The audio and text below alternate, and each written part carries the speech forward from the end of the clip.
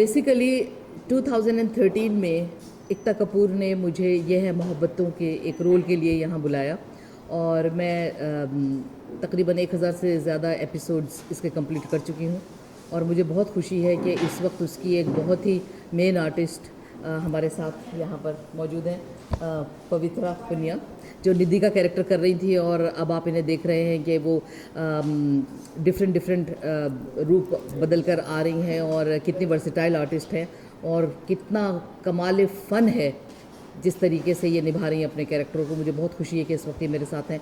उसके अलावा जो अभी हमारे प्ले के और भी मेन कैरेक्टर्स हैं वो यहाँ पर हैं, रिजवान सिद्दीकी हैं और हमारी head of the production Neetu हैं, संध्या जी हैं। बेसिकली कैरेक्टर करने के साथ साथ मुझे फिर ये एहसास हुआ कि ज़िंदगी यकसुई का शिकार हो रही है, तो थोड़ा सा चेंज लाने के लिए और थोड़े से अपने दूसरे टैलेंट्स को बरूएकार लाने के लिए मैंने ये फ़ैसला किया कि कुछ ऐसा यहाँ पर शुरू किया जाए जिससे ना सिर्फ मेरी ज़ात को सुकून और तस्कीन मिले या मेरे जज्बों को तस्कीन मिले, बल्कि यहाँ के लोगों के लिए भी मैं कुछ करूँ। मुझे ऐसा लगता है कि इंडिया मेरा मैका है, क्योंकि मेरे पेरेंट्स, मेरे ग्रैंड पेरेंट्स, मेरे ग्रेट ग्रैंड पेरेंट्स यहीं पैदा हुए, यहीं पले बड़े, यहीं शादियां हुई। उसके बाद जब पाकिस्तान वाला तो वो वहाँ पर माइग्रेट कर गए थे, लेकिन ये मुझे लगता है कि मेरा मैका है। इस सरज़मीन से मुझे बहुत प्यार है, यहाँ के रहने वालों से मुझे बहुत प्यार है और यहाँ के लोगों ने मुझे इतनी मोहब्बत दी कि वाकई ये प्रूव करके दिखा दिया कि ये है मोहब्बतें। तो मैंने फिर ये सोचा कि ऐसा करते हैं कि एक तो प्रोडक्शन हाउस बनाते हैं और उसके बैनर तले हम जो कुछ करेंगे उसकी तफसील मैं अभी आपको बताती हूँ। लेकिन ये प्रोडक्शन हाउस जो बनाने के अगराज़ व मकासद हैं वो यही हैं कि मैं हिंदुस्तान के लोगों के लिए बहुत कुछ कर सकूँ। अब बहुत कुछ कैसे करूँगी, क्या हमारे प्लान्स हैं, वो मैं आपको बताती हूँ। एक तो ये कि हम इसमें थिएटर करेंगे, थिएटर को ज़िंदा रखने के लिए, प्रोमोट करने के लिए हम इसके अंदर मुख्तलिफ़ मौज़ूआत पर इश्यूज़ रेज़ करेंगे। मैं चूँकि एक ऐसी बात आपको बताऊं जो शायद आपके लोगों की नॉलेज में ना हो कि अभी तक आप लोगों ने टीवी पर मुझे मिसेस भल्ला के रूप में देखा और एक एक्ट्रेस की हैसियत से मैं जानी जाती हूं अब तक, लेकिन मैं एक राइटर भी हूं, डायरेक्टर भी हूं, प्रोड्यूसर भी हूं। तो उस नाते अब मैं बहुत कुछ लेकर आई हूं आप लोगों के लिए। और सबसे पहली बात ये कि जो यहाँ के ऐसे बर्निंग इश्यूज़ हैं जिनको एड्रेस करने से ना सिर्फ हिंदुस्तान बल्कि दुनिया में रहने वाले मुख्तलिफ़ कोनों से लोग मुस्तफ़ीद होंगे, उनको फ़ायदा पहुँचेगा। मैं मुआशरे की इस्लाह करना चाहती हूँ, सोसाइटी के लिए, कम्युनिटी के लिए बहुत सारे काम करना चाहती हूँ। तो इस बैनर तले हम डॉक्यूमेंट्रीज़ बनाएंगे, शॉर्ट फिल्म्स बनाएंगे और थिएटर करेंगे। इससे एक जानिब तो हम थिएटर को प्रमोट कर रहे होंगे और दूसरी जानिब हम उन लोगों को चांस देंगे जिनमें बेपनाह टैलेंट्स हैं लेकिन उनके पास कोई गेटवे नहीं है। उन्हें हम एक्सपोजर देंगे, उन्हें हम एक गेटवे प्रोवाइड करेंगे। ऐसे बच्चे जो कि बहुत टैलेंटेड आर्टिस्ट हैं, बॉर्न आर्टिस्ट हैं, लेकिन उनको गेटवे नहीं मिलता और वो ट्रेनिंग करना चाहते हैं। अगर किसी एक्टिंग स्कूल में जाते हैं तो वो अफोर्ड नहीं कर सकते। लिहाजा हमने ये किया है कि शन्ना आर्ट प्रोडक्शंस के साथ साथ हम इसमें एक्टिंग के क्लासेस भी शुरू करेंगे और जो बच्चे अफोर्ड नहीं कर सकते बहुत एक्सपेंसिव एक्टिंग स्कूल्स, उनको हम चांस देंगे और अपनी ट्रेनिंग कंप्लीट करने के बाद हम उनको डायरेक्टली रोल देंगे और वो हम उसकी वेब सीरीज़ बनाएंगे, शॉर्ट फिल्म्स बनाएंगे जो दुनिया के मुख्तलिफ़ मुल्कों के फिल्म फेस्टिवल्स को, स्पेशली लंदन फिल्म फेस्टिवल्स को हम भेजेंगे और वेब सीरीज़ होगी, यूट्यूब वीडियोज़ होंगी। इससे हम फ़न व सक़ाफ़त की आबियारी करेंगे। तो ये ऐसे तमाम प्रोडक्शन, अगर एक मार्केट है ज्वेलर्स की, वहाँ पर 98 शॉप्स हैं और एक अगर और खुल जाए और उन्हें पूछे यहाँ पर 99 शॉप्स थी, 98 शॉप्स थी, आपका आना क्या नया है, आप यहाँ पर क्यों आए, तो it doesn't make any sense.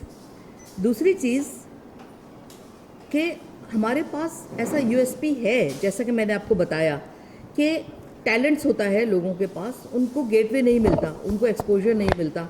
फिर चूँकि मैं राइटर हूँ तो मैं ऐसे मौज़ूआत पर कलम उठाऊँगी कि जिन पर अब तक कलम नहीं उठा है, नए मौज़ूआत सामने लेकर आऊँगी। और देखिए आजकल जो सीरियल्स बनते हैं उसमें ज़्यादातर ये होता है, अब ठीक है उसमें ऑडियंस खुश है, लेकिन मैंने अब तक ये देखा कि ऑडियंस की पेन बॉडी को एक्टिव किया जाता है कि किसी ना किसी बहाने से उसको जहर दे दिया। अब वो बिल्कुल यहाँ तक चमचा लाई और एपिसोड फ्रीज कर दिया गया। अब तड़पते रहे ऑडियंस के अगली बार क्या होगा, वो जहर खा लेगी नहीं खा लेगी, फिर अगले मरतबा खा लिया फिर फ्रीज हो गया, अब वो मरेगी कि नहीं मरेगी, और वो मर भी गई तो फिर अगली मरतबा के लिए फ्रीज हो गया कि ऐसा तो नहीं कि ख्वाब था वो उठ के बैठ जाएगी। तो इस किस्म की ज़्यादातर स्टोरीज़ होती हैं। आहें, आंसू, फरियादें, जुल्म, इससे भरे हुए होते हैं ड्रामे। ये अगर ऑडियंस की पसंद है तो ज़रूर ऐसे ड्रामे बनते रहें, लेकिन मेरा जहन ये कहता है कि आंसू बहाने के लिए तो हमारी अपनी निजी ज़िंदगी बहुत काफ़ी है। क्या कुछ नहीं है, ये जो टेक्नोलॉजी का दौर है, ये हेक्टिक लाइफ, इसमें कोई कमी है दुखों की? बेतहाशा दुख है। अब अभी आपने ये बात की कि जी हम क्या नया लेकर आ जाएंगे, इतने प्रोडक्शंस हाउस हैं, तो देखिए अगर हम वही चीज़ लेकर आए तो आप ये बात कर सकते हैं कि जी इतने आंसू ऑलरेडी बह रहे हैं, आप 4 आंसू और रुलाने के लिए आ गई, तो इसमें क्या नई बात है? नई बात ये है हम हंसाने आ रहे हैं, हम लोगों को मुस्कुराहटें देने के लिए आ रहे हैं, हम उनको वो ज़िंदगी देने आ रहे हैं, वो मुस्बित अंदाज़ फ़िक्र, वो पॉजिटिव थिंकिंग देने आ रहे हैं जिसकी कमी है। कि हम आसाने आ रहे हैं, लेकिन करते तो वही है जो उनको करना है, जो उनको परोसना है वही परोसते हैं, कुछ नया नहीं होता है। जी देखिए, पहली बात तो ये, जैसे पूरी दुनिया में सिर्फ 7 कहानियाँ हैं, बुनियादी बेसिक स्टोरीज 7 हैं, और आप बताइए कि कितनी लाखों फिल्में बन चुकी हैं, वही 7 कहानियाँ रिपीट होती हैं, अलट पलट कर अलट पलट कर अलट पलट कर, लेकिन उसके बावजूद फिर भी इस बात की गुंजाइश है कि मेरी सलाहियत है या मेरे जहन की कोई ऐसी इख्तरा हो, कोई नई बात कह दूं। और फ़र्ज़ कीजिए कि अगर बिल्कुल कोई नई बात नहीं कहती हूँ, मेरा दावा है कि मैं नई चीज़ें लेकर आ रही हूँ, लेकिन अगर कोई नई बात नहीं कहती हूँ, नए अंदाज से भी कह देती हूँ, तो सभी तो लोग ये कर रहे हैं। जी रिजवान साहब आप क्या कहना चाहेंगे? रिजवान साहब आप क्या कहना चाहेंगे? रिजवान साहब आप क्या कहना चाहेंगे? पूरे सना प्रोडक्शन से आप कैसे जुड़े हैं और क्या कहना चाहेंगे पूरे प्रेस कॉन्फ्रेंस के जरिए से? जी मेरा ताल्लुक़ तो इस तरह ही बन जाता है जैसे कि मैं इनका हस्बैंड हूँ, तो एक रिश्ता तो यही बन जाता है। निजी ज़िंदगी के हवाले से जाहिर है कि वो मेरे मिजाज खुदा है, और शन्ना प्रोडक्शन के हवाले से ये हमारे क्रिएटिव हेड हैं। और जाहिर है, और जब अगर इन्होंने कोई प्रोडक्शन कंपनी खोली है तो जाहिर है उससे एक ताल्लुक़ ऑटोमेटिक जुड़ जाता है, तो इस लिहाज से समझेंगे मेरा ये ताल्लुक़ है। जी पवित्रा जी आप क्या कहना चाहेंगे? आपके किरदार को लेके कितनी खुशी हो रही है? कहते हैं मौका भी है, दस्तूर भी है, क्या कहना चाहेंगे? बहुत अच्छा लग रहा है ऑफ कोर्स। ज़्यादा अच्छा इसलिए लग रहा है कि ऑन शो अगर मैं बात करूँ तो she is the only person जो एक्चुअली मेरे बहुत करीब है, जिनके साथ मैं ज़्यादा से ज़्यादा वक्त बिताने की कोशिश करती हूँ जब भी हमें मिलता है, though we are very busy in our schedules on the show. लेकिन शना प्रोडक्शन से पहले because I am close to her, and इन्होंने जो मुझे प्लेटफॉर्म दिया है, क्योंकि थिएटर करना मेरे लिए पहली मर्तबा होगी, मैं पहली बार थिएटर करूँगी। कैमरा के ऊपर कट एक्शन करना बहुत इजी होता है हम लोगों के लिए, इवन किसी भी टेलीविज़न आर्टिस्ट के लिए, लेकिन जो परफॉर्मेंस होती है वो एक्चुअली स्टेज के ऊपर दिखाई देती है, वहीं आपका कॉन्फिडेंस दिखाई देता है, वहीं आपकी वर्सेटैलिटी दिखाई देती है कि आप कैसे खुद को साबित कर सकते हो। तो ये मौका इन्होंने मुझे दिया है, आई एम फीलिंग ब्लेस्ड। इसके अलावा कुछ नहीं, मैं बहुत खुश हूँ। तो पवित्रा, जैसे लोगों को बॉलीवुड में पता चला कि पवित्रा कदम रख रही है, तो लोगों का कहना है कि मेरे अंगने में पवित्रा का क्या काम वो तो कंपटीशन की बात हो जाती है और कुछ नहीं। तो एक कहावत होती है कि जब पता चले कि बराबर वाली दुकान कंपटीशन दे रही है तो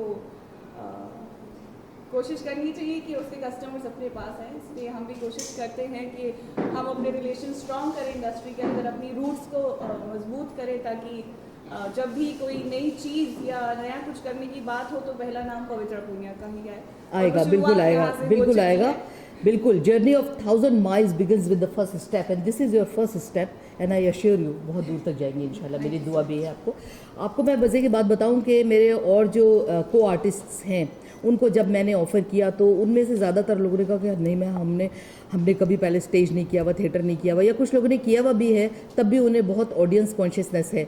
लेकिन पवित्रा को जब मैंने ये रोल ऑफ़र किया तो उन्होंने मुझसे 2 बातें कही। एक तो ये कहा कि मैंने पहले कभी किया नहीं है स्टेज मैम, लेकिन अगर आप कहेंगे तो ठीक है, नो प्रॉब्लम, मैं करूँगी, और क्या आपको इतना कॉन्फिडेंस है कि मैं कर लूँगी?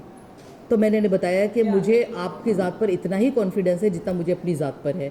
और वाकई मैं ये बात सिद्क़े दिल से कहती हूँ कि पवित्रा माशाल्लाह बहुत टैलेंटेड आर्टिस्ट हैं। और पहली मर्तबा में जब मैंने इनको ऑफ़र किया और स्क्रिप्ट दिया तो इन्होंने कहा ठीक है मैं करूँगी। और ये सिर्फ चंद रिहर्सल्स में उन आर्टिस्टों से अच्छा कर जाएंगी जो 2-2 महीने रिहर्सल करते हैं इंशाल्लाह। क्योंकि इन्होंने एज अ चैलेंज इसको कबूल किया। चैलेंज बिल्कुल, ये एक करेज है पवित्रा में। मैडम आपसे जानना चाहूँगा, ये है मोहब्बत यार ऑलरेडी हिट सीरियल है, तो क्या कारण था प्रोडक्शन हाउस बना? बहुत अच्छा सवाल है। देखिए जिस वक्त ये सीरियल शुरू हुआ तो मेरा बड़ा फ़नी कैरेक्टर था। पहली बात तो ये कि पंजाबी लैंग्वेज इस तरह से बोलना कि ना वो पंजाबी है, ना वो हिंदी है, ना वो उर्दू है, तो जिस टाइप का वो कैरेक्टर था उसकी डिमांड पूरी करने के लिए मैंने जो उसमें जिद्दत पैदा की, जो नयापन पैदा किया, उसको पब्लिक ने बहुत अच्छे से लिया और बहुत अच्छा फीडबैक मिला। यहाँ तक कि जो पंजाबी लोग हैं वो समझते हैं कि मैं पंजाबी हूँ। तो पहली बात तो ये कि मुझे अपने उर्दू पर भी फ़ख्र है और मैं उससे हट के कुछ करना चाहती हूँ। अभी तक लोगों ने मेरी पंजाबी सुनी है, उन्हें ये नहीं मालूम कि मैं एक राइटर भी हूँ, मैं एक शायर भी हूँ और उर्दू ज़बान के ऊपर मेरी इतनी दस्तरस है। मैं तरसती हूँ उर्दू बोलने के लिए और उर्दू में कैरेक्टर करने के लिए। तो बजाय इसके कि मैं इंतज़ार करती कि कभी कोई डायरेक्टर मुझे देखेगा, कभी कोई प्रोड्यूसर मुझे ऑफ़र करेगा, मैं जाके ऑडिशंस दूँ, मैंने सोचा कि ठीक है, I will be my own boss और जो शौक़ पूरा करना है वो अपने घर से हम बैठ के पूरा करेंगे। एक बात तो ये। और दूसरी चीज़ ये कि जब ये सीरियल शुरू हुआ था तो मेरा कैरेक्टर काफ़ी फ़नी था। उसके बाद मेरे भी आंखों में हर वक्त आंसू रहते हैं। घर में एक प्रॉब्लम ख़त्म होता है तो दूसरा प्रॉब्लम शुरू हो जाता है, लेकिन पब्लिक हंसना चाहती है, पब्लिक मेरा वो रूप देखना चाहती है। वहाँ तो मैं जाहिर है कि कहानी को ट्विस्ट नहीं कर सकती, वहाँ कहानी को नहीं बदल सकती। तो अपना शौक़ पूरा करने के लिए और अपने दर्शकों का शौक़ और ज़रूरत पूरा करने के लिए मैंने अपना प्रोडक्शन हाउस खोल लिया। सुमित्रा जी, आप क्या कहना चाहेंगे अगर पूरे इसका किसी की बात करें तो क्या क्या आप शेयर करना चाहेंगे इसी के बारे में? जैसे कि आप मैम के साथ जुड़े हैं, तो क्या कहना चाहेंगे इस पूरे? नहीं, सिर्फ इतना ही कहना चाहूँगी, ऑल द बेस्ट मैम।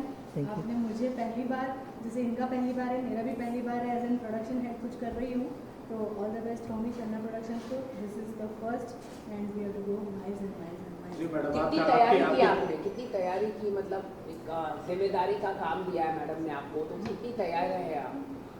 मैं 100% तैयार हूँ। नहीं, बिल्कुल बिल्कुल, ये अपने 100% एफर्ट्स डाल रही हैं और मुझे अपने प्ले की और अपने प्रोडक्शन हाउस की कामयाबी का यकीन इसीलिए है कि मेरी टीम में ऐसे डिवोटेड लोग हैं। जैसे मैंने बताया कि पवित्रा 1 मिनट में ऐसे वो खड़ी होंगी जितना मैं एक्सपेक्ट कर रही थी उससे भी ज़्यादा। इसी तरीके से मीतू जी भी हैं। तो जिन लोगों को भी मैं पुकार रही हूँ वो मुझे लब्बैक कह रहे हैं और बहुत अच्छा रिस्पांस दे रहे हैं और ये जाहिर है कि टीम वर्क है और मेरी टीम में ऐसे लोग जुड़े हैं, इसीलिए मुझे यकीन है कि हम बहुत जी मैडम, आखिरी सवाल चलते चलते आपका सना प्रोडक्शन को किस प्रकार से शुभकामनाएं होगा मैडम को? जी मेरी खुशकिस्मती है कि मैं शहनाज जी को पिछले 4 साल से जानती हूँ। ये आर्टिस्ट की हैसियत से और एक दोस्त की हैसियत से इनसे बेहतर कोई हो नहीं सकता। Thank you. और इसीलिए मैं सोचती हूँ कि इन्होंने अगर मुझ पर ट्रस्ट किया तो मैं अपनी तरफ से बेस्ट दूँ और मेरी शुभकामनाएं इनके साथ हैं। माशाल्लाह ये बहुत तरक्की करेंगी और जैसा कि आपने कहा यहाँ बहुत सारे प्रोडक्शन हाउस हैं, लेकिन आप देखें सैकड़ों गाने आते हैं, लेकिन कोई भी खूबसूरत गाना आता है उसे मुद्दतों तक याद किया जाता है। तो मेरी शुभकामनाएं और मेरा पूरा विश्वास है कि इनका जो भी अभी प्ले आ रहा है उसको आप लोग मुद्दतों तक याद रखेंगे। सना मैडम, आखिरी सवाल चलते चलते 24 और 25 तारीख को क्या कुछ आपने सीक्रेट रखा हुआ और कुछ जनता के सामने लाने वाली हो? जी जैसा कि मैंने कहा कि मैं एक मुसन्निफ़ा यानी कि मैं एक राइटर भी हूँ। मैं चाहती हूँ कि मैं माशरे के ऐसे इश्यूज़ एड्रेस करूँ कि जिसमें एक मॉरल हो, जिससे कुछ इस्लाह होती हो। चलते चलते किसी को एक अच्छी बात बता देना भी नेकी होती है। तो इस प्ले में जो हमारे USPs हैं, नंबर 1 तो ये कि इसके एंड में हम एक ऐसा मॉरल देंगे जो कि दुनिया में अमन व अमान कायम करने के लिए एक बहुत ही अहम रोल अदा करेगा। नंबर 2, जो उर्दू ज़बान से शगफ़ रखते हैं, जिनको शेर व शायरी से दिलचस्पी है, उनकी दिलचस्पी का सामान इसमें है। जो लोग हंसना चाहते हैं तो इसके अंदर ह्यूमर है, इसके अंदर एक स्टोरी है, इसमें नगमगी है, इसमें मौसीकी है। तो आप लोग एंजॉय करेंगे और इस तरह से हम एक बिल्कुल, आप खुद देखेंगे कि एक बिल्कुल अछूता प्ले हम आपके सामने पेश करेंगे। क्या भविष्य में आप टीवी सीरियल्स प्रोड्यूस करेंगे आपके प्रोडक्ट? जी बिल्कुल बिल्कुल। हम जैसे मैंने बताया कि YouTube videos, web series, short films, theatre और हम मूवीज़ भी बनाएंगे बिल्कुल।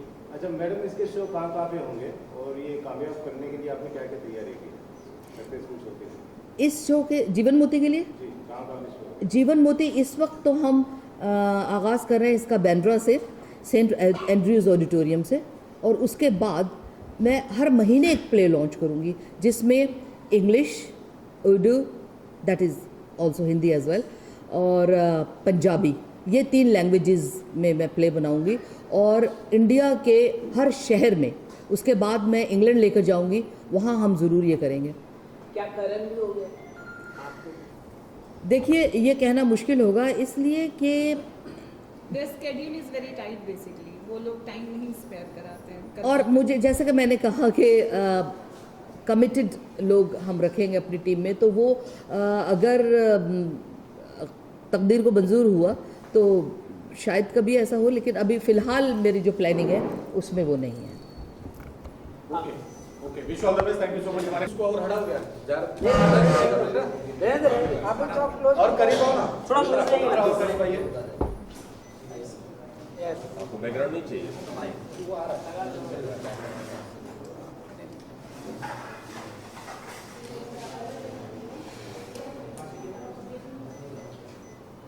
सना जी लोग उधर भी, इधर सेंटर, लेफ्ट राइट सब जगह सब लोग।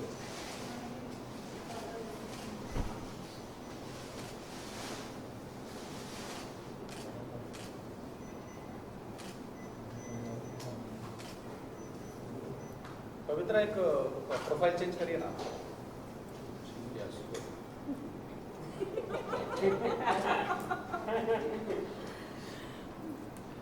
Thank you. Okay sure. मैं हूँ पवित्रा पूनिया, इंपीरियल चैनल पर, एंड प्लीज़ देखते रहिए इंपीरियल चैनल। हेलो एवरीवन, मैं हूँ शहनाज रिजवान, प्लीज़ देखते रहिए इंपीरियल चैनल। आज शेर व शायरी का मुकाबला हो जाए और बिल्कुल उसी तरह जिस अंदाज में आप दोनों शादी से पहले किया था। आपा अपने ओरिजिनल अशार पढ़ेगी और आप उन्हें अपने फनी अंदाज में कन्वर्ट करके कुछ का कुछ बना देंगे। भाई साली आधी घरवाली होती है, इसकी बात मैं कैसे बता सकता हूँ? चलो हो जाओ। चलिए, उजाले अपनी यादों के हमारे साथ रहने दो, उजाले अपनी यादों के हमारे साथ रहने दो, न जाने किस गली में जिंदगी की शाम। दवाइयाँ ब्लड प्रेशर के हमारे साथ रहने दो, जाने कब इनका काम तमाम हो जाए। लड़ाई हो टेलर से, जिंदगी मेरी हराम हो जाए। ड्राइवर की गलती हो और जीना मेरा हराम हो जाए। शादी हो गई है ब्लड प्रेशर की मरीजा से, शादी हो गई है ब्लड प्रेशर की मरीजा से, जाने किस गली में जिंदगी तमाम हो जाए। क्या कह रही है अभी? वैसे आकाश बता रहे थे कि आप भी बहुत अच्छी शेर व शायरी लिखती थी, क्यों ना आप भी ऊपर चढ़ा करने लगा? अच्छा, तो संजीदा शायरी के फनी शायरी? ठीक, एकदम बहुत। चलिए। बिल्कुल रिसेंटली मैंने एक पोएम लिखी है उसमें। मैं बचपन में सोचा करती थी कि बड़ी होकर क्या बनूं। मैं बचपन में सोचा करती थी कि बड़ी होकर क्या बनूंगी। अब बचपन में सोच रही हूँ मैं बूढ़ी होकर क्या बनूंगी।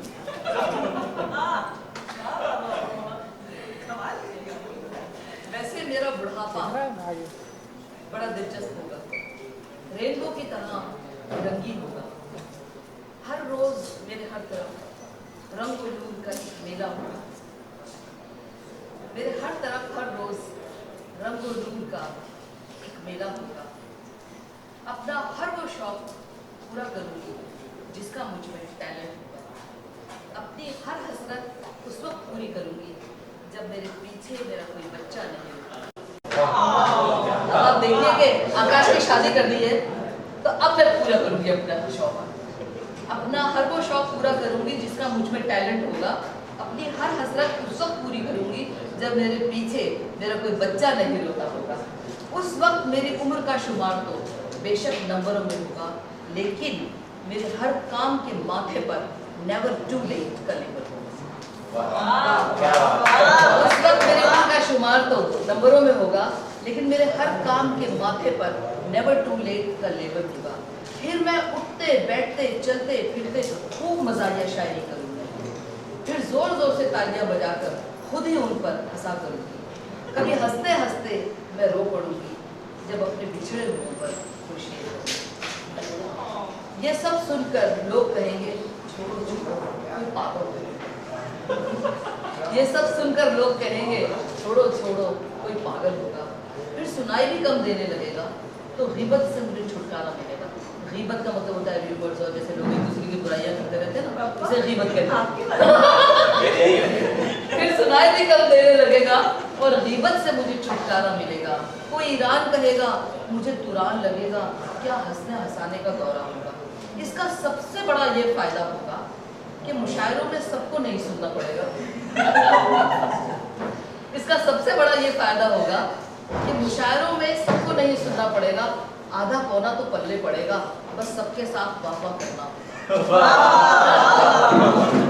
फिर मैं जाती हुई बिनाई से चौधरी का चांद बनाऊंगी।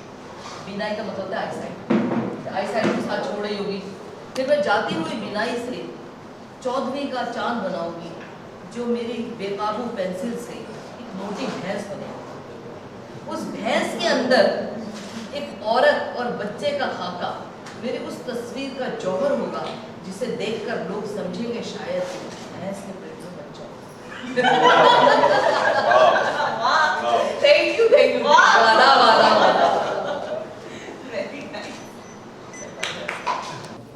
टीवी सीरियल की सबसे बड़ी एक नाम है जो मिसेस भल्ला से जानी जाती है, ये है मोहब्बत। आज वो अपनी एक नई पारी शुरू कर रही है नए प्रोडक्शन हाउस से। उनसे ही जानने की कोशिश करें क्या है अलग। मैम, किस तरह का प्रोडक्शन हाउस होगा आपका, ये जानना चाहिए। देखिए, मेरा प्रोडक्शन हाउस जो है उसके बहुत सारे गराज व मकासद हैं, बहुत सारे एम्स हैं, ऑब्जेक्टिव्स हैं। उसमें से एक तो ये है कि जो टैलेंटेड बच्चे हैं, टैलेंटेड लोग हैं, जिनको कोई प्लेटफॉर्म नहीं मिलता है, हम उनको एक प्लेटफॉर्म प्रोवाइड करेंगे। और इसमें हम कोशिश करेंगे कि हम कम्युनिटी को एंटरटेन कर सकें, सिर्फ आंसू और आहों से नहीं, टेंशन से और स्ट्रेस से नहीं, बल्कि आजकल की जो स्ट्रेसफुल लाइफ है उससे निकाल कर हम ऐसा उन्हें एक जीवन देना चाहेंगे जो एक मोती की तरह हो। इसीलिए मेरे पहले प्ले का नाम है जीवन मोती। जैसे कि ये है मोहब्बत, आपका जो सीरियल है बहुत फेमस है और आपका किरदार को बहुत फेमस है। हर कोई घर घर में अगर जाने तो आपका किरदार लोगों के दिल में बसा हुआ है। तो क्या कारण था इस तरह के प्रोडक्शन हाउस शुरू करना?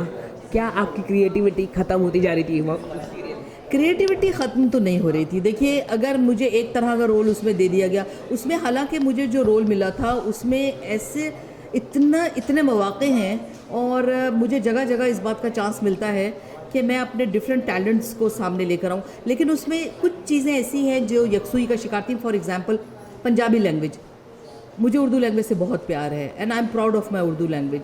तो उस पंजाबी लैंग्वेज से हटकर अपने प्ले में मुझे उर्दू लैंग्वेज बोलने मिलेगी। फिर हम इंग्लिश के प्लेस बनाएंगे, तो एक तो ये थोड़ी सी जिद्दत आएगी। लोगों को अभी तक ये पता है कि मिसेस भल्ला या शहनाज रिजवान एक एक्ट्रेस है। अब वो जानेंगे कि मैं कैसी राइटर हूँ, मुझे खुद फीडबैक मिलेगा तो मुझे कॉन्फिडेंस मिलेगा, मुझे मोटिवेशन मिलेगा कि मैं कैसी राइटर हूँ, कैसी प्रोड्यूसर हूँ, कैसी डायरेक्टर हूँ, और एज एन एक्ट्रेस भी मैं उस पंजाबी कैरेक्टर के अलावा और कितने तरह के कैरेक्टर करना चाहती हूँ। और ये मतलब जैसे आपने कहा कि क्रिएटिविटी उसमें ख़त्म होती जा रही थी, क्रिएटिविटी ख़त्म नहीं हो रही थी, लेकिन वो चांस ख़त्म हो गया था जिसमें मैं कहती हूँ ओए फिट्टे मुँह दे रहा, और वो उस टाइप का वो जो वो कभी कभी मतलब कि दिखाने को मिलता है, और पब्लिक जिस चीज़ को ज़्यादा देखना चाहती है वो डिसअपॉइंट हो रही थी। मेरे दर्शकों ने मुझसे कहा कि वो मेरा फ़नी वाला जो साइड है वो देखना ज़्यादा पसंद करते हैं, और एक तिश्नगी है जिसको मैं मिटाने जा रही हूँ। और अब मैं लोगों को अपने कलम के ज़रिए ज़हनी सुकून पहुँचाऊँगी और उनको एंटरटेनमेंट दूँगी जो एक ट्रेजिडी कैरेक्टर से नहीं मिल रही थी। जैसे कि आप एक जो फर्स्ट प्ले इस 24th ऑफ दिस मंथ होने जा रहा है, तो किस तरह का अलग प्ले होगा आपके दूसरे प्ले के? देखिए, इसके अंदर मॉरल है। मैं एक मैसेज दे रही हूँ पूरे वर्ल्ड को कि ये फ्रस्ट्रेशन, ये स्ट्रेस, ये जुल्म व सितम, ये कैसे ख़त्म हो, इसका क्या रीज़न है, हम इससे कैसे बाहर निकलें। एक तो ये मैसेज है, और दूसरा मेरी जो फ़नी शायरी है उसके ज़रिए लोगों को मैं एंटरटेन करने की कोशिश करूँगी। फिर जो उर्दू ज़बान व अदब से दिलचस्पी रखते हैं उनके लिए इसमें बड़ा मवाद है। एक तो शायरी सुनने को मिलेगी, उसके अलावा वो फसी उर्दू। फॉर एग्ज़ाम्पल, मुझे लोग कहते थे कि ज़िंदगी चैनल हमें बहुत पसंद था, और हालांकि उसकी पूरी लैंग्वेज हमें समझ में नहीं आती थी, बड़ी एडवांस लैंग्वेज भी होती थी, उर्दू हमारे इतने समझ में नहीं आती, उसके बावजूद हम एंजॉय करते थे। और ये फैक्ट है कि देखिए, ऐसे गाने, ऐसी गज़लें जो लोगों को पूरी समझ में नहीं आती, लेकिन उसके बावजूद वो उसको गुनगुनाते हैं, उसे सुनना पसंद करते हैं। इसी तरीके से लोगों को मेरे इस प्ले में ऐसी लैंग्वेज सुनने को मिलेगी जिससे उनके अदबी ज़ौक़ को तस्कीन पहुँचेगी। तो जैसे कि आप नए और एक नई बात आ रही कि आप एक्टिंग स्कूल शुरू कर रहे हैं, तो ये एक्टिंग स्कूल में क्या अलग होगा दूसरे स्कूलों की तरह? देखिए, सबसे पहली बात तो ये कि इसमें मैं ख़ुद खड़े होकर एक्टिंग सिखाऊंगी। मैं हूँ और मेरे शौहर हैं रिजवान सिद्दीकी, जो बहुत अच्छे राइटर, बहुत अच्छे एक्टर हैं। और आपको एक दिलचस्प बात बताऊं कि ज़िंदगी में हम दोनों की जो पहली मुलाकात हुई थी वो ऐसे हुई थी कि वो मुझे अपने लिखे हुए एक प्ले में कास्ट करने आए थे। उन्होंने एक कैरेक्टर के लिए मुझे सेलेक्ट किया था। इस तरह से एक प्रोड्यूसर की हैसियत से वो मेरे पास आए, फिर उनकी हैसियत एक डायरेक्टर की हुई, फिर उनकी हैसियत मेरी असल ज़िंदगी में मेरे हीरो की हो गई। तो ये कि सवाल क्या था आपका? जैसे कि एक्टिंग स्कूल हाँ, तो उस एक्टिंग स्कूल में जो एक बात तो ये कि मुझे अपने हस्बैंड के टैलेंट्स पर भी बहुत कॉन्फिडेंस है, और वाकई वो बहुत अच्छे एक्टर हैं। लेकिन वो ये कहते हैं कि एक्टिंग आना और सिखाना दो अलग बातें होती हैं। तुम मुझसे ज़्यादा अच्छा सिखा सकती हो क्योंकि ज़िंदगी भर तुम्हारा प्रोफेशन टीचिंग रहा, तो वो भी मेरे साथ होंगे, जाहिर है शाना बशाना हम चल रहे होंगे। और मैं एक एक्ट्रेस होने के साथ साथ एक टीचर भी हूँ। 40 साल से ज़्यादा का अरसा हो गया है मुझे पढ़ाते पढ़ाते, तो जिसमें मैंने एक्टिंग भी सिखाई और उर्दू एंड इंग्लिश लैंग्वेज की भी मैं टीचर रही, इंग्लिश मैथ्स एंड साइंस भी पढ़ाती रही। लेकिन मुझे बहुत दिलचस्पी है कि वाकई मतलब ये जो मुझ में हुनर है वो मैं पास ऑन करूँ, और मैं ख़ुद खड़े होकर उसके अंदर एक्टिंग सिखाऊंगी। और ऐसे लोग जो कि एक्सपेंसिव एक्टिंग स्कूल्स अफोर्ड नहीं कर सकते उन्हें चांस दूंगी। फिर ऐसे लोग जो कि कोर्स कर लेते हैं फिर उसके बाद उन्हें एक्सपोजर नहीं मिलता, उनको एक प्लेटफॉर्म दूंगी मैं। जैसे कि हर कोई आज, जैसे कि आप टीवी सीरियल के सबसे बड़े ब्रांड आप जाने जाते हैं, नाम बहुत बड़ा है, आप फिल्म भी कर सकते थे, बड़ी फिल्में कर सकते थे, हर कोई फिल्म कर, लेकिन थिएटर में शिफ्ट होना क्या कारण है? मतलब हर कोई थिएटर नहीं करना चाहता। अगर आप हर कोई देखिए टीवी सीरियल करना चाहता है, फिल्म करना चाहता है, वेब सीरीज़, हाँ, लेकिन आप थिएटर में शिफ्ट करना क्या कारण? देखिए, मुझे दुश्वार गुजार राहों से गुज़रना, मुश्किल काम करना, इनफरादी तौर पर कुछ करना, कुछ मुनफरिद करना, कुछ हट के करना, अदर देन द नॉर्मल, ये चीज़ें करने का एक कुछ एडवेंचरस बनना मुझे पसंद है। थिएटर एक ऐसा जॉनरा है जो हर एक के बस का नहीं होता। जैसा कि हमारी पवित्रा ने कहा कि बहुत मुश्किल है थिएटर करना, जबकि टीवी में काम कर लेना है, फिल्म में, टीवी सीरियल पे काम करना, उससे क्या होता है कि आप कट कर दिया, आपने टेक किया, आपने रीटेक किया, चल जाता है, ऑडियंस को पता नहीं लगता। लेकिन थिएटर पे आप जो कुछ कर रहे होते हैं वो इतना चैलेंजिंग होता है। आप अच्छा करते हैं तो उसका भी फीडबैक उसी वक्त आपके सामने आ जाता है, अगर आप बुरा कर रहे होते हैं तो वो भी उसी वक्त आपके सामने आ जाता है, फौरी तौर पर रिस्पॉन्स मिलता है। तो इसलिए लोग घबराते हैं कि ऐसा ना हो कि कभी कोई जूता भी फेंक के मार दे, और ऐसा भी होता है। तो इसलिए एक तो ये लोग इस चीज़ से घबराते हैं, दूसरा एक ऑडियंस कॉन्शियसनेस होता है। ऐसे बेशुमार फिल्मों के और टीवी के, रेडियो के आर्टिस्ट हैं जो स्टेज नहीं कर सकते। ऑडियंस कॉन्शियसनेस होता है, स्टेज करना या थिएटर पे काम करना छोड़िए, अगर उनको चंद लोगों के सामने एक तकरीर करनी पड़ जाए या चंद अल्फाज कहने मिल जाए तो वो नहीं कह सकते। इस पर मुझे एक लतीफ़ा याद आ रहा है कि मुल्ला नसरुद्दीन थे, वो बहुत बड़ हंका करते थे अपनी, तो लोगों ने कहा कि आज हम इनकी शेखियाँ निकालते हैं कि ये ऑडियंस कॉन्शियसनेस में हैं, ये बोल नहीं सकते। तो मस्जिद में सब जमा हुए और मेंबर पे उनको खड़ा कर दिया कि कुछ बोलो। तो वो आए बड़े कॉन्फिडेंस से, उनमें कॉन्फिडेंस नहीं था लेकिन वो ये शो ये करते थे कि वो बहुत कॉन्फिडेंट है। तो वो आए और उन्होंने कहा, आप लोगों को मालूम है कि मैं आज यहाँ पर क्या कहने वाला हूँ? तो सब लोगों ने कहा जी नहीं, हमें तो नहीं पता। तो उन्होंने कहा जब आपको पता ही नहीं तो मैं आपसे क्या बात करूँ। नीचे उतर आए वो। उन्होंने दूसरी दफ़ा घेरा, अगले जुमे को फिर जाकर उनको मेंबर पे खड़ा किया। तो वो आए, कहने लगे आप लोगों को पता है कि मैं आज आप लोगों से क्या बात करने वाला हूँ? तो सबने कहा कि जी हाँ हमें पता है। तो उन्होंने कहा जब आपको पता है तो मैं क्या बताऊँ। नीचे उतर गए वो। फिर तीसरी दफ़ा जब आए तो लोगों ने कहा आज इनको ऐसा घेरो कि ये निकल ना सके चुंगल से और ये गिव अप कर दें कि वाकई मैं नहीं बोल सकता ऑडियंस के सामने। तो वो आए, कहने लगे जी आप लोगों को पता है मैं क्या कहना चाहता हूँ? आधी ऑडियंस ने कहा जी हाँ हमें पता है और आधी ऑडियंस ने कहा जी नहीं हमें नहीं पता। तो उन्होंने कहा ठीक है, जिनको पता है वो उन लोगों को बता दे जिनको नहीं पता है। तो इस तरीके से करके वो अपनी जान छुड़ा गए। कुछ लोग ऐसे भी होते हैं जो ऑडियंस के सामने नहीं बोल सकते लेकिन वो इतने लाउड हो जाते हैं कि अपनी कॉन्शियसनेस उसमें वो छुपा लेते हैं। तो थिएटर सबसे ज़्यादा मुश्किल जॉनरा है और जैसे कि मैंने कहा कि मुझे मुश्किल काम पसंद है और मुझ में ये टैलेंट है। जब मैं 3 साल की थी तो मैं स्टेज पर थी। मेरे जो डैड थे वो बहुत अच्छे राइटर, डायरेक्टर और एक्टर थे, जनाब अहमद गाजी साहब मरहूम, खुदा उन्हें जन्नत नसीब करे। उनसे हेरिडिटी में मुझे ये हुनर मिला और मैं ये सोचती हूँ कि जब मुझ में ये फ़न है, ये कला है, तो क्यों नहीं मैं इसे बरूए कार लाऊँ। इसलिए मुझे स्टेज पे काम करना बहुत अच्छा लगता है। मैडम आखिरी सवाल है, जो ये शो है 24 को आने वाला है, तो 25 को आने वाला है, तो किस तरह से बुक करें, आपके शो किस तरह से देखें, वो अपील कर दीजिए। जी, एक तो हमने इसको रखा है बुक माई शो पे, तो आप वेबसाइट विज़िट कीजिए www.bookmyshow, उस पर आप टिकट्स ले सकते हैं। प्लस हमारा जो ऑडिटोरियम है बैंड्रा में, सेंट एंड्रयूज़ ऑडिटोरियम, उसके बुकिंग ऑफिस से आप ले सकते हैं। प्लस ये कि हम न्यूज़पेपर्स में दे रहे हैं, उसके ऐड में दे रहे हैं, तो ये जो कुछ फ़ोन नंबर्स वगैरह हमने दिए हैं, लिंक्स दिए हैं, वहाँ पर आप जाकर टिकट्स ले सकते हैं। बहुत बहुत शुक्रिया। Thank you very much. मैं अपने तमाम दर्शकों से ये रिक्वेस्ट करूँगी कि आप आइए, मेरी हौसला अफजाई कीजिए और जैसा आज तक आप लोगों ने मुझे प्यार दिया, मुझे कॉन्फिडेंस दिया, मैं अपने परिवार से 4 साल से दूर थी यहाँ पर, लेकिन आपने बहुत मोहब्बतें दी और मुझे यहाँ पर टिका के रखा अब तक। तो इसी तरीके से आप आकर मेरा ये प्ले देखिए जीवन मोती और मुझे बताइए कि आपको कैसा लगा। 24 एंड 25 ऑफ मार्च को please come and have a lovely evening with me. Thank you ma'am. Thank you. Mumbai से कैमरामैन अमर के साथ कृष्णल कुरियाल, बॉलीवुड अड्डा।